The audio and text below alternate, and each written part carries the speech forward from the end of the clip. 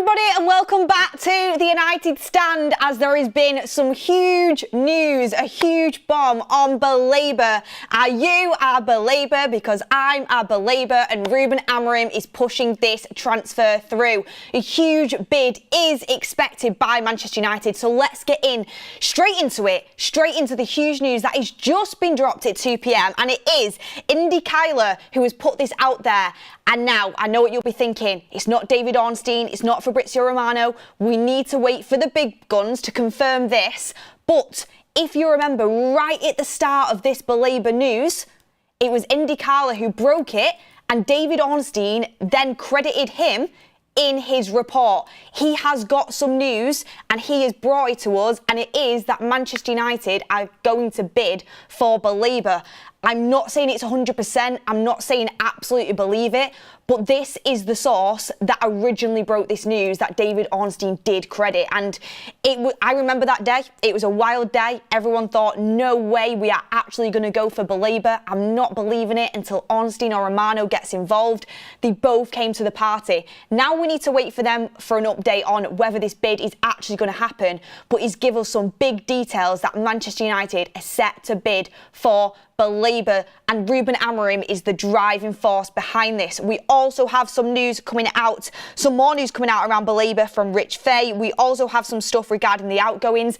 Garnacho bid going in from Chelsea. Zirkzee's back in training, and Nana's training with the first team. He's going to be starting against Arsenal, we think. Also some stuff on Jadon Sancho to Dortmund, and as well, we also have Antony could be heading towards Saudi Arabia, and a little bit on Benjamin Sesko as well. It's all popping off this afternoon. Welcome to the show. Thank you everyone for getting involved. I will apologise for being a few minutes late. It wasn't my fault. Some things are just out of your control, but we are here with the Baleba news. And if you're not sat there with a massive smile on your face this afternoon, then seriously lighten up. The sun is shining. It's like 30 degrees here in Manchester. I'm doing a show with you lovely people, and I'm being told that Manchester United are about to bid for what I feel like is going to be one of the best midfielders in the Premier League in a couple of years. Genuinely do. I think already he's looking like he's up there. He's still got a little bit of, a way to go, but at Manchester United, he's the perfect midfielder for Ruben Amorim, and this massively excites me. So this is what Indy Kyler has had to say, and this is the update. Bid is imminent after board meeting. According to sources at Manchester United, they had a big board meeting on Tuesday with Ruben Amorim, and things got pretty intense. Amorim made it clear that Carlos Baleba is a must signing for this summer. The club's credit facility is in place and they're ready to make their move. We understand Manchester United is about to test Brighton's patience with an official bid. And I can see some people in the chat saying, well, they've not bid yet. But that is, if there is truth in that, and like I said, let's wait for David Ornstein, let's wait for Romano, but Indy Kyler did break this news originally. If there is truth in that, and I do feel like he probably does have good sources around this deal, that is an absolutely huge step in the right direction, because up till now, there's not really been any movements in the updates. It has been Manchester United massively interested in Carlos Baleba. Manchester United might test the waters of Brighton for Carlos Baleba. Ruben Amorim feels like Carlos Baleba is the perfect midfielder for him, and he's pushing it. Ben Jacobs give us that update that Ruben Amorim saying, go and show some ambition, go and bid for Baleba. And David Ornstein has come in with Manchester United might be trying to get ahead of it next summer, because next summer Brighton expect, and it is very much expected, that huge clubs are going to be in a big battle for Carlos Baleba's signature. And if Manchester United don't get Champions League football, if Manchester United have to compete with these other clubs, we might be well out of the race. It could be a now or never situation for Manchester United. And all of this is setting the scene for me. And this is, I will explain why I am a Baleba, and get your comments in, get your super chats in, let me know your thoughts. And by the way, I can't remember the exact name of the super chat who was on yesterday. You won't be seeing me spray paint my hair red or dye my hair red on a show. I had a little bit of a bet yesterday that if we get a first choice keeper and Baleba, I'll spray paint my hair red. We aren't getting a keeper. I'm pretty sure we aren't getting a keeper. So you're going to lose your bet. You're going to have to give the free memberships, respect, you know, a little bit of friendly banter in the chat, friendly betting. You know, if you would have won the bet, I will happily come on here and have red hair and do a show. But the reason why I don't think we're going for a keeper, it's all kind of adding up to me. Ruben Amorim has seen what this Manchester United team can do in pre-season. He's rebuilt his attack, which was absolutely necessary, and he knows that there is a big gap in this midfield. This is a manager that is going to be under enormous pressure, is expected to jump up the league and wants to compete for Europe. He's not here, to go from 15th to 10th in a season. He wants to jump. He's competitive. He won't say it publicly, but he wants to win Premier Leagues. I mean, he's spoken about the fact he wants to beat United for many, many years. His dream is to win the Premier League. He wants to compete. And he's mentioned in interviews before, he can be straight talking with Sir Jim Ratcliffe. He can be straight talking with Jason Wilcox, Omar Barada. Sir Jim Ratcliffe wants to see Manchester United win sooner rather than later. Ruben Amorim is testing Sir Jim Ratcliffe's resolve, and he's going to the board and he's saying, go and get me Baleba. This could transform our season. This could be the difference between getting the 100 million from getting into the Champions League or not getting that 100 million and getting into the Champions League. We are already so far behind the top teams. Look at what Liverpool's doing. They're wrapping up a centre-back today, a really promising young centre-back. They're also still going for Mark Gahey from Palace. They're also going to go and get Alexander Isak for 100 mil. They've already dropped over 100 mil on Wirtz. They've got Kirkes, they've got Frimpong, and they've just won the league.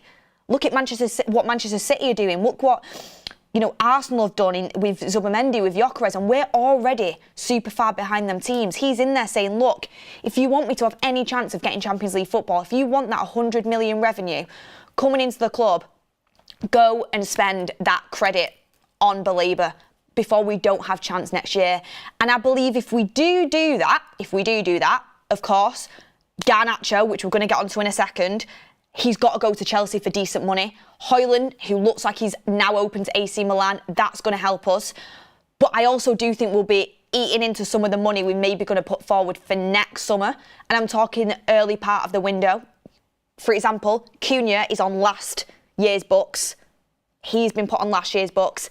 I believe that part of our basically Cunha of next year, that bit of money that we'd spend on our first summer signing, will probably go on Baleba. But I think it's worth it. If you don't buy right, you buy twice.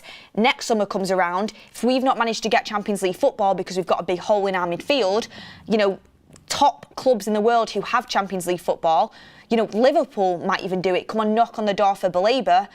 You've got very little chance of going getting him. The money might not be there because we've not got the revenue of getting into the Champions League after, spending money on a complete new front three. So I think what Sir Jim Ratcliffe, what Ineos, what Omar Barada and Jason Wilcox, Amorim are currently having conversations about is, and I think this is why the goalkeeper thing has been drip-fed into the mainstream media yesterday, is because I think after that board meeting, which happened yesterday, when did we get the news that we weren't getting a goalkeeper? Yesterday evening. I think they've thought to themselves, look, we're going to have to put everything into getting Baleba because that's what Ruben Amorim is pushing for. That's what he wants. There's a lot of pressure on us to deliver this. That's what we're going to do. And I think they've come to the conclusion as a team, because we know, I've heard from multiple people in and around the club whilst I was on tour. I've heard from Ben Jacobs. He said it on the show. Ruben Amorim, Jason Wilcox, Omar Barada, Sir Jim Ratcliffe even, they're all, Christopher Vivell, don't forget Christopher Vivell, they've all got different ideas, but they're all working towards the same goal. And for example, Christopher Vivell massively pushed the Sesko, and Ruben Amorim was keen on Watkins at first, but they all listened to each other and decided to go in that direction. I think they've had this meeting, I think they've discussed the midfield, and Ruben Amorim said, look, I need this player. He has got everything that I need for my midfield. He's 21, he's going to give you resale value. We're probably not going to get him next year. Let's go big. Let's go and get this player. And they've thought to themselves, well, we can't just go and bid like 60, 70 million for him. Brighton are going to want 100 million. Obviously, we're going to try and go a bit lower than that at first, but we are going to have to put up quite a significant portion of money. We're not going to be able to get you a keeper. And Ruben Amorim said, all right, we won't do a keeper this year. Because we did want a keeper. The news came out there that we wanted a keeper. We went and asked Aston Villa if we can have Emi Martinez on loan. We've been linked to multiple keepers. high-profile, reliable journalists have said that United have wanted a keeper, and suddenly we don't want one, when we need all the money we can get to go towards Baleba. I really do think Manchester United are going to put in a big, big offer for him, and I think it's the right move. And I think sometimes, if you want to win big, you've got to take big risks. This is a big risk. We're spending a lot of money we probably don't have, but if it's going to make Manchester United a success, if it's going to speed up our process, that's what you've got to do. At the end of the day, if you want to win, if you want to reap the rewards of being at the top, you've got to make these decisions. Invest now, invest big now, and the reward later will hopefully be way better and you'll get your money back and some. If you're in the Champions League, that's huge money. If Baleba, goes to them levels what everyone expects him to, his resale value is massive. So that's the sort of decisions that United have to make, but I absolutely think it would be the right decision to kind of go with Ruben Amorim on this, trust him, and put that massive bid in for Baleba. It's going to be difficult for United because managers before have pushed for big money signings. We've had big money signings that have failed. We have had that. Most of Manchester United's big money signings have not been a success and have been labelled flops. So for Manchester United to go and spend a huge amount of money when a manager is giving them pressure to do so, that we've gone down that road before and it's not worked out. But there's a difference here with Baleba. First of all, I trust Ruben Amorim's talent ID. It's been very, very good so far. Even Dorgu, who I wasn't really sure on it first, seemed to have come good and seems to be a good investment. He picks the right players, I think, to play on the football pitch. His talent ID seems good. And we've got a completely different recruitment team now that so far I've been pretty impressed with. And he is Premier League proven as well, which I think always is a big help. So let's see, but this is a big update. It looks like Manchester United are going to listen to Ruben Amorim after an intense meeting and go in for Baleba. So get in the comments what you think about that. I went on a big spiel then, but this is huge. I remember speaking about this in Chicago on that rooftop, if any of you tuned in or watched the show, and speaking about how much United need Baleba, but not really thinking we'd be able to do it. And I remember some of the chat saying it's never going to happen, they want 100 million. I said, I know, but you never know, we are United. It still might not happen, but how good would it be? This could be Manchester United's first £100 million transfer. Could you imagine, after a year of not winning the Europa League to get into the Champions League and everyone thinking we had no money whatsoever to spend, people saying we've got to sell Bruno Fernandes if we want to save our transfer window. Imagine not selling Bruno Fernandes, not getting Champions League football, and then breaking your record for your biggest ever transfer. And it's a risk because if it doesn't work out, it will get a label. Antony's had a label. Big money signings at this football club have had a label. But I really do believe that Baleba is perfect. And I think, if you believe it, your manager believes it, and you are all on the same page and you believe in your recruitment team, then you've got to make this decision, and I think it's the right one. Emily Derry says, hopefully it's a sensible bid and we don't waste time lowballing. Time is pressing and we have no time for games. Emily, absolutely spot on. I would expect Manchester United to probably go in at around 80 million with add-ons. That's what I would expect, and that will get rejected. But I expect us to go in with 80 million plus add-ons if we do decide to enter into bids, which is what is being reported. Awais Daobe says 50% of our bet is nearly done, ready to dye it red. Awais, it was you. Awais, we ain't getting a keeper. I love the optimism, but the money is going on Baleba. Adrian LP says, we conceded an average of 17 shots per game. If signing Baleba can reduce that half, that would help Anana and temporarily ease the need for a new keeper too. Yeah, absolutely facts. I agree with that. We still need a keeper, but midfield is more of a priority. Chinid says, Manchester United cannot sign Baleba and a keeper. I don't think we will. I think it hopefully will be Baleba. Graham says, if we can get Baleba over the line, I'm happy to wait until next season on Costa. Yeah, I think that's exactly what will happen. I don't want to waste loads of time going over it again, but I predict, we predicted it on a show I think it was last Friday when we said, we think keeper Saga is over, and I don't expect United to go in for Donnarumma. Since then, we're not going in for Donnarumma. That's been made clear by near enough every journalist. I think that was a brief put out by the club. And I it just makes sense. Diogo Costa's not going anywhere this summer, and Ruben Amorim called him in January and said he wants him to be his number one. Hold on. I've spent all my budget on Baleba. I'll come back for you next year. Vinshu says, we haven't had a genuine box-to-box since Pogba.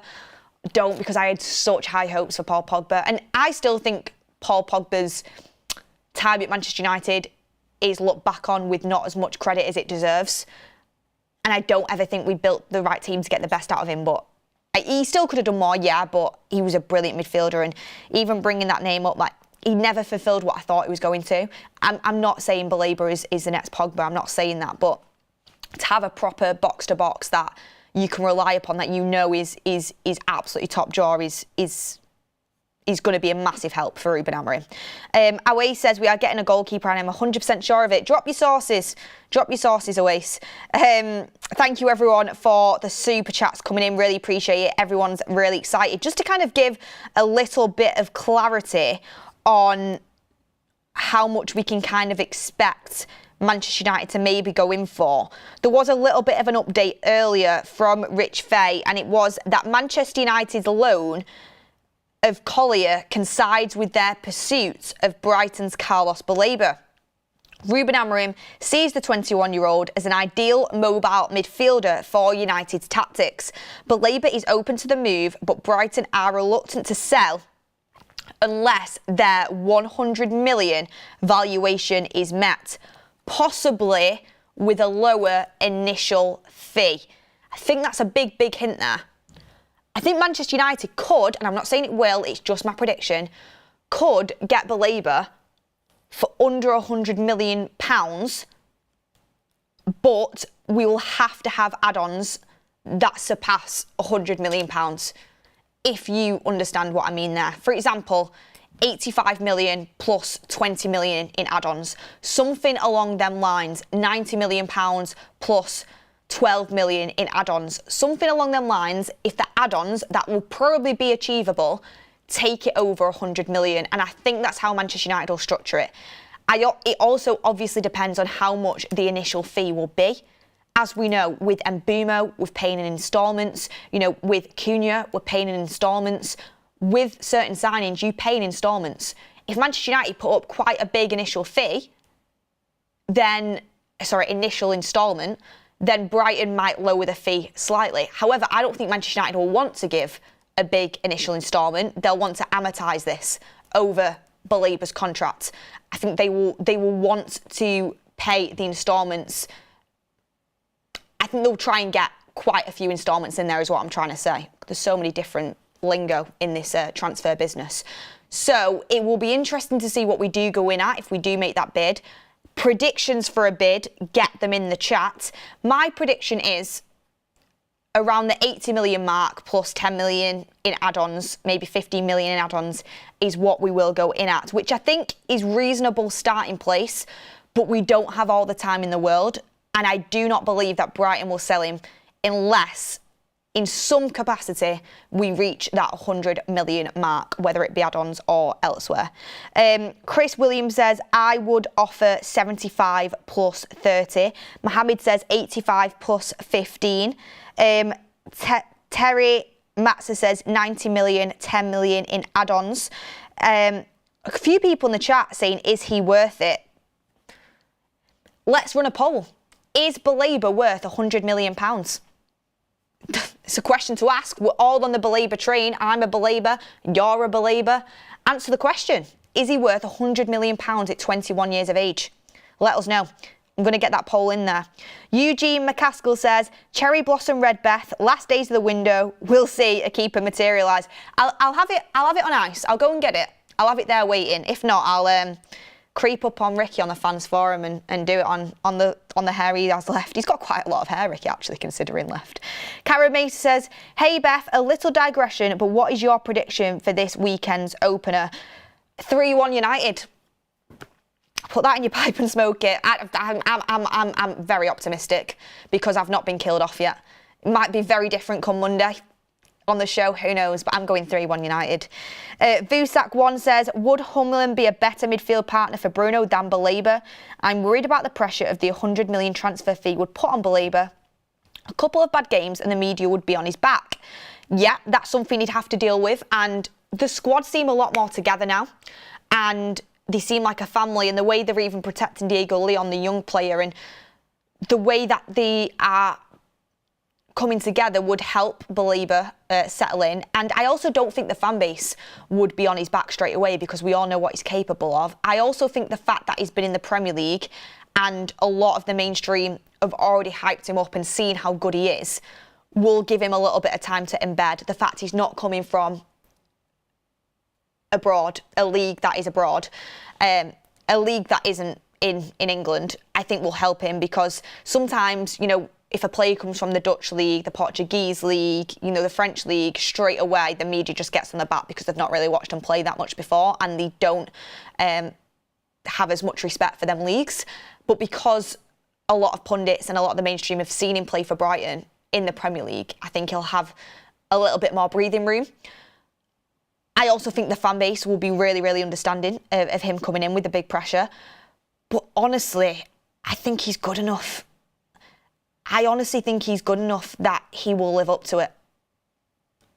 Sometimes, of course, pressure gets to you. Of course, that the mental strength is important. But if you're good enough, you're good enough. And I genuinely do believe that Baleba's good enough. So I have not seen as much as Humlin, but I would rather get Baleba because I know exactly what I'm getting, and it's Ruben Amorim's top choice. Like I said, if you don't buy right, you buy twice. We wanted João Neves.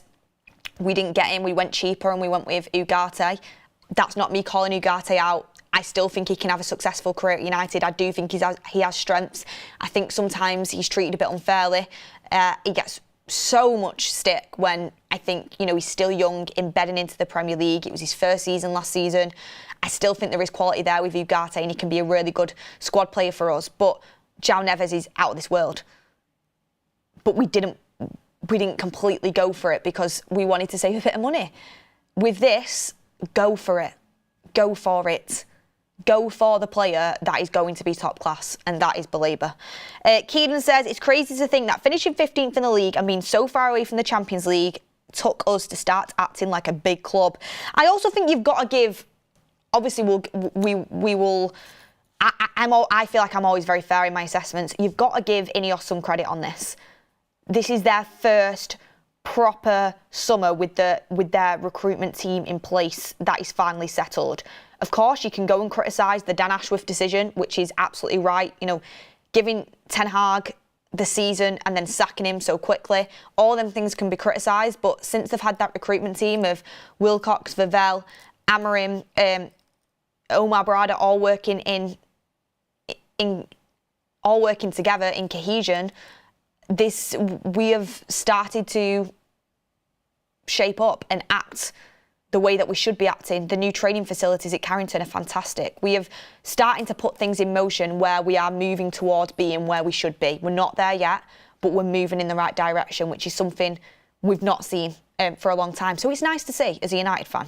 Of course, we've got loads more to go, but you've got to give the credit where it's due. You've got to give the applause where it's due. If you would have told me after that Europa League final that we would sign Cunha and Mbeumo, I would have been like, not a chance. If then you would have said, we'll sign Cunha, Mbeumo and Sesko, I would have been like, all right, you're having me on. And then if you said, we'll sign Cunha, Mbeumo, Sesko and Baleba, I would have said, look, wake me up because I'm dreaming. Give me a slap. This isn't real.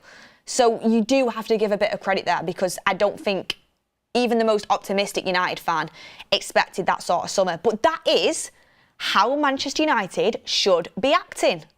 We are the biggest club in England. We are one of the biggest clubs in the world. We are a sleeping giant. We've got a new manager that, in a project that we need to work and we have to invest in, act like it. And we are starting to act like it. Of course, the bid hasn't gone in yet and we might not get Baleba, but to even move in that direction and have the ambition to go and do it, you do have to give credit there.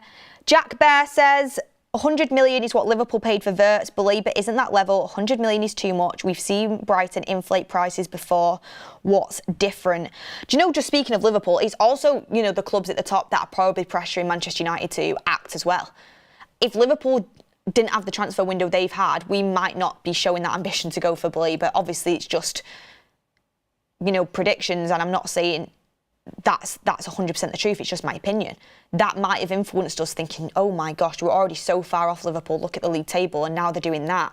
We really do have to act. The same with a few other clubs that are showing that ambition in the window. It's probably putting pressure on United to go out there and make sure we don't fall further behind, and instead of, standing still, we actually begin to chase and catch up. And on the 100 million thing, well, Zirkzee is also a young player. He's going to have to adapt to a new league, which I think he'll do fine. I think Zirkzee is a fantastic player. I think Zirkzee is an absolutely fantastic player. But when you say that Brighton inflate prices, they do. But Caicedo has been absolutely brilliant for Chelsea. I think player of the year for them. I don't know if he actually received it, but I think probably player of the year for them last year. You look at Cucurella, everyone was writing his price tag off at first.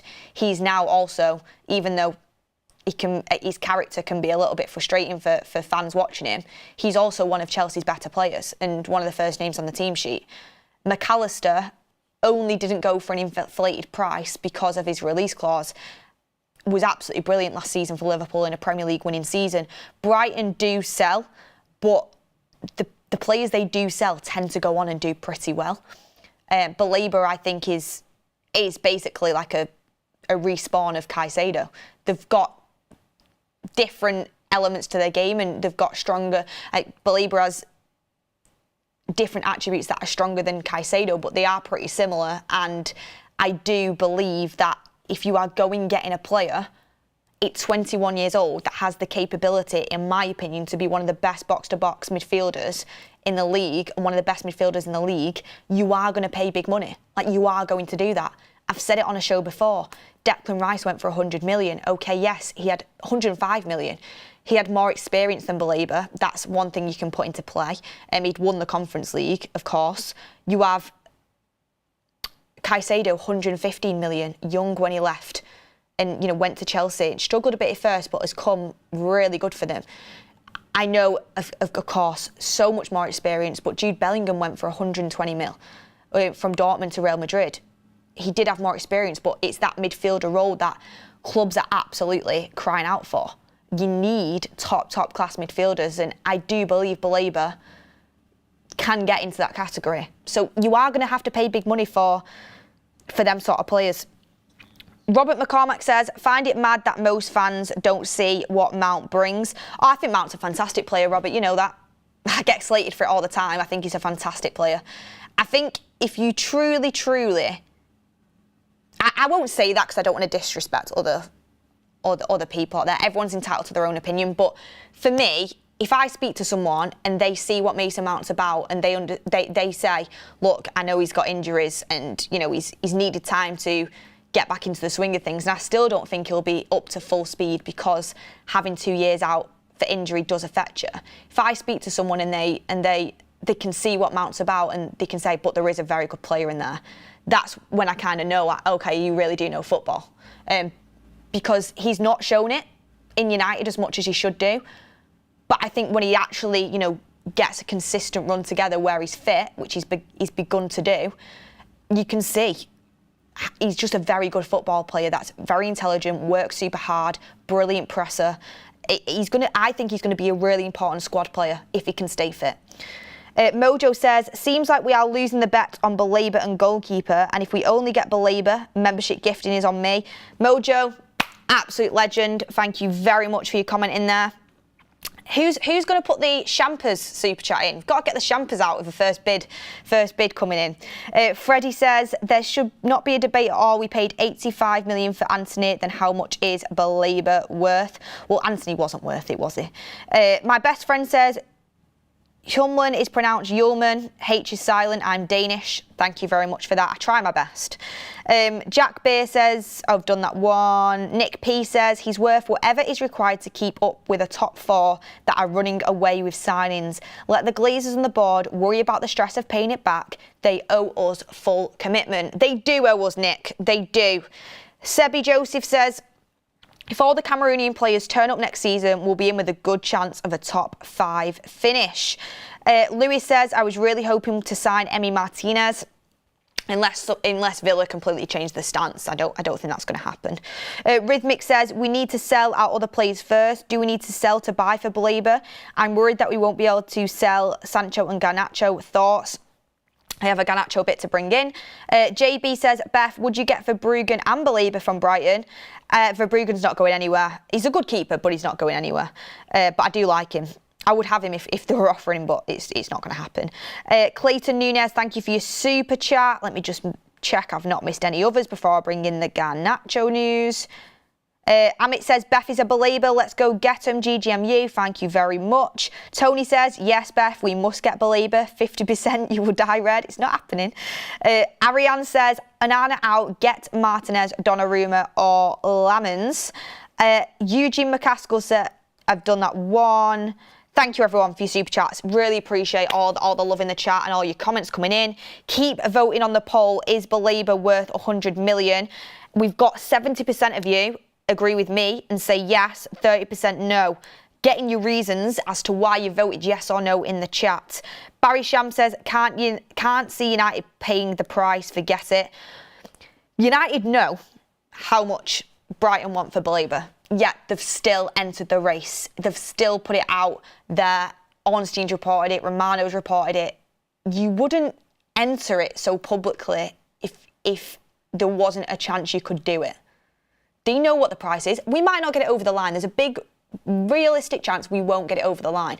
But they would not have put it out there via Romano and Ornstein if there wasn't a slight chance they could do it. And they know what Brighton want. Anyway, let me get in the Garnacho news because spent a whole lot of time talking about Baleba. It's super exciting, but to facilitate this move, we might need some outgoings. So this was from Sky Sports Chef, and he said, Man United are expecting Chelsea to make a formal offer for Alejandro Garnacho. They value Garnacho at 50 million, while Chelsea believe they can sign him for significantly less. Chelsea. Look, Chelsea are brilliant in the transfer market. They're great at negotiating for prices. They're great at selling their players. However, we need to make a stand and set this precedent that we are not going to be pushed over and walked all over in this transfer market anymore when it comes to incomings or outgoings. Chelsea have the cheek, right? After we paid 60 million for Mount, who, like I've just said, I think he's a great player, but he's very much injury prone and had a year left on his contract. They made us cough up 60 million pounds for Mount. Great player, injury prone, and only had a year left. We paid too much. We did pay too much. And then they go and buy Gittins for, was it 50 million? 50 million for Gittins this summer. And they sell Madueke for 50 million. So you're selling Madueke for 50 million, you're buying Gittins for 50 million, yet you expect us to sell Garnacho for 30. Get out of here. Get out of here. Honestly. And if Garnacho wants to sit there and say, well, I'll stay here for another year if you don't sell me to 30 million for Chelsea, bye. Like the under 21s are over there. Make yourself comfortable. We need to make it known that we are not going to be walked all over. Look, Ruben Amorim wants to move Garnacho on. Garnacho needs to move on for the sake of his career. United fans want to get the money in for Garnacho.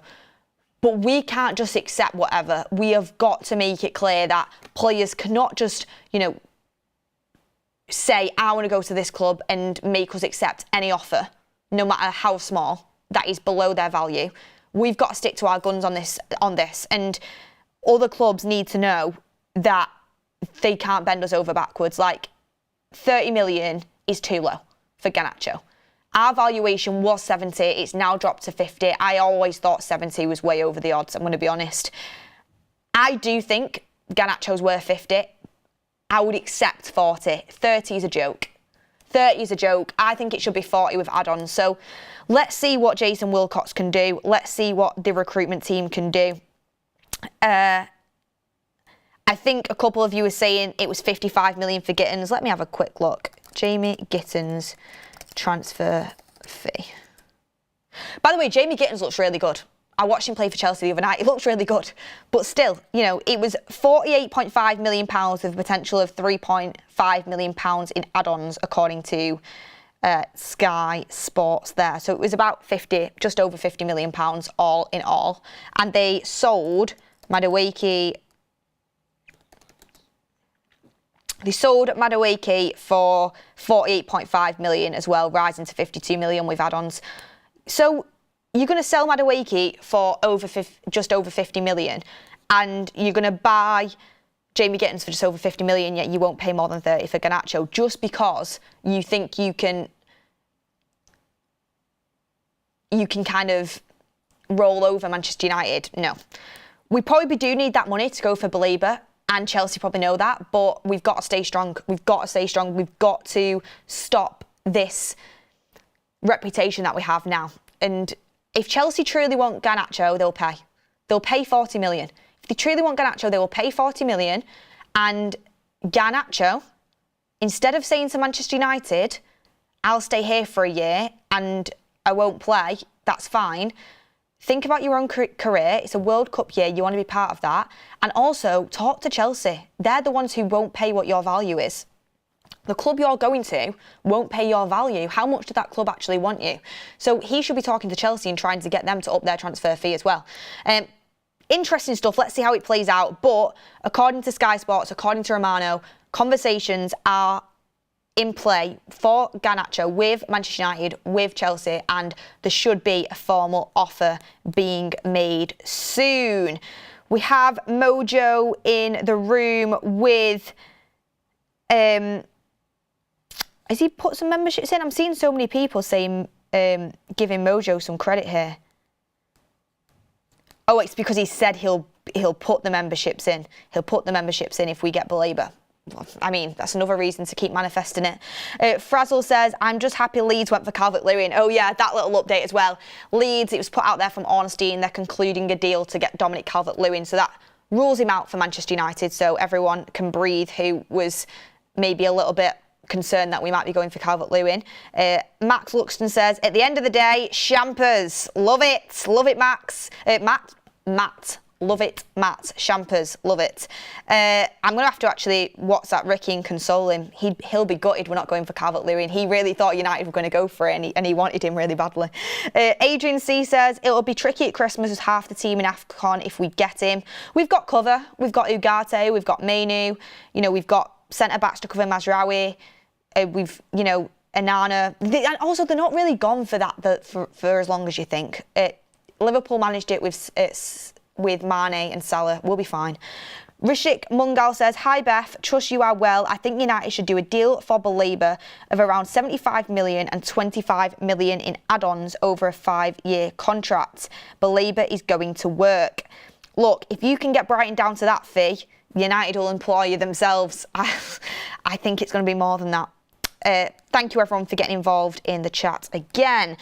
Just to move on to the last little bit of news to bring in here, we have a bit of good news.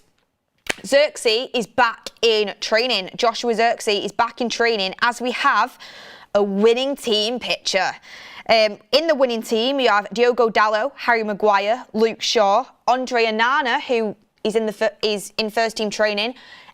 I think will probably start against Arsenal. Hopefully, you know, he's getting up to speed. I don't know whether that behind closed doors game is going to happen. I think it needs to give him a little bit of match sharpness. Mason Mount as well, also on that team. Robert, is it a surprise? He's on the winning team. We know what he's capable of.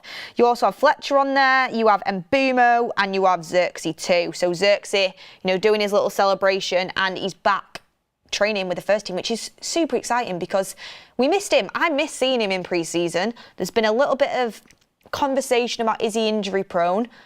We need him to get back fit and stay fit. Touch wood, Ruben Amorim has done a good job. Luke Shaw stayed fit for a decent amount of time now. Mason Mount stayed fit for a decent amount of time now, considering where they're at.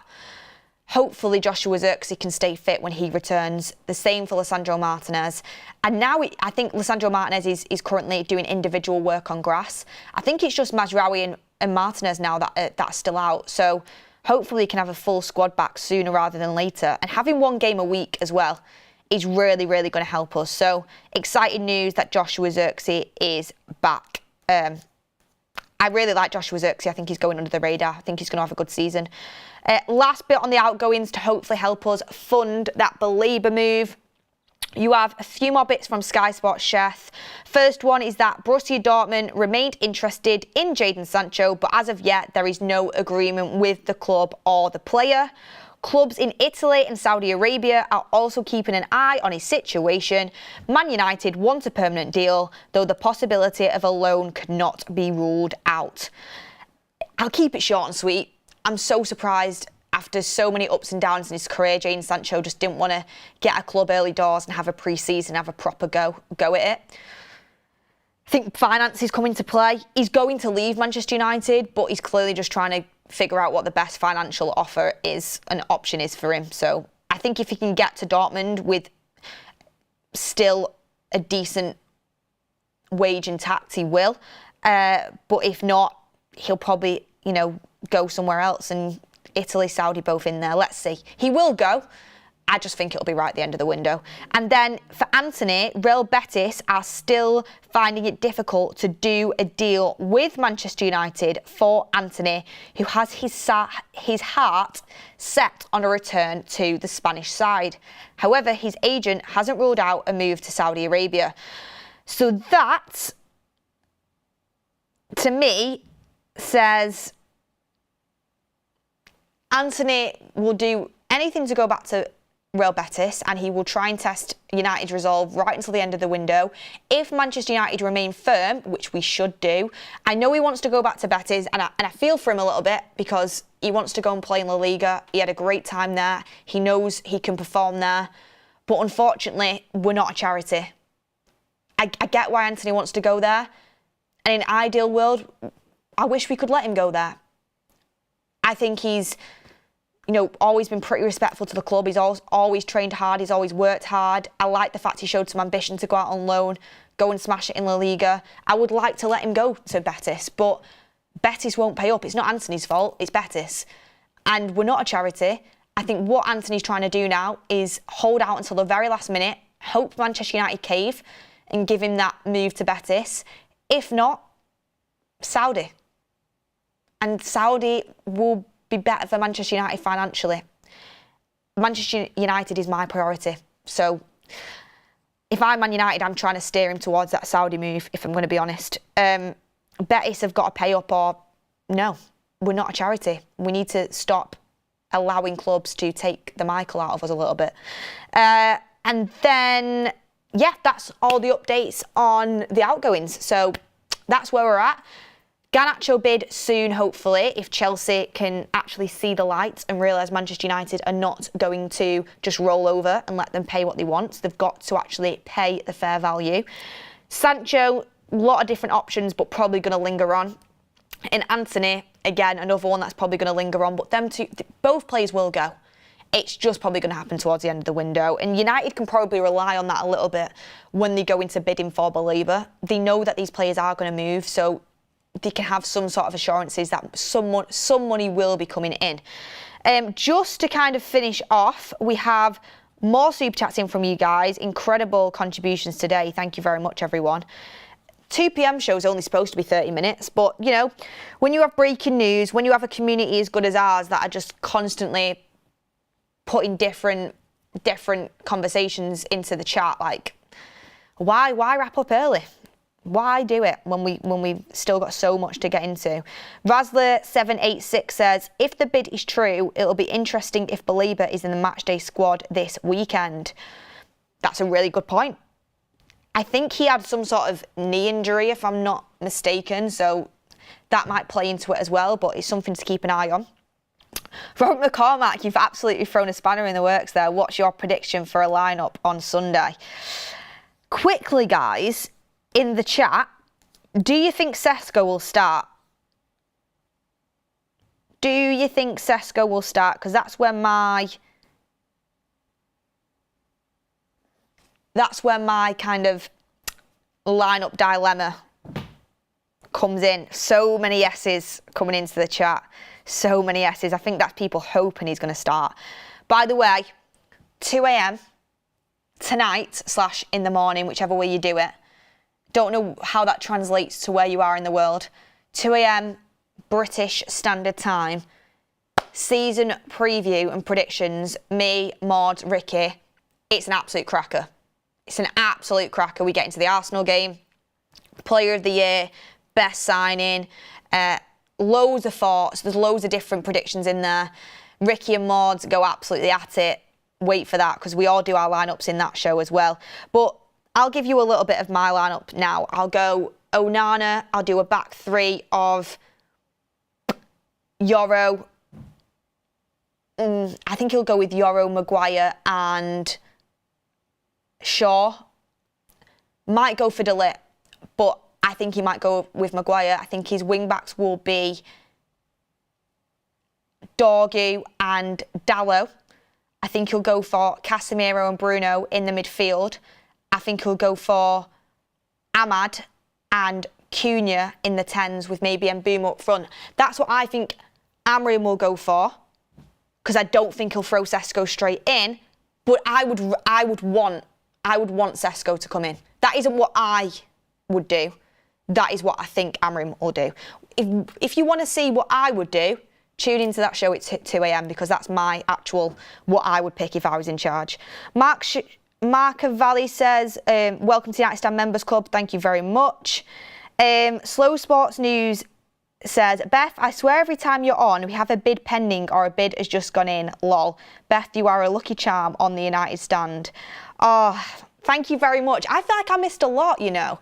I missed a lot of the Sesko stuff while I was travelling in America. So I'm glad to be back for Baleba.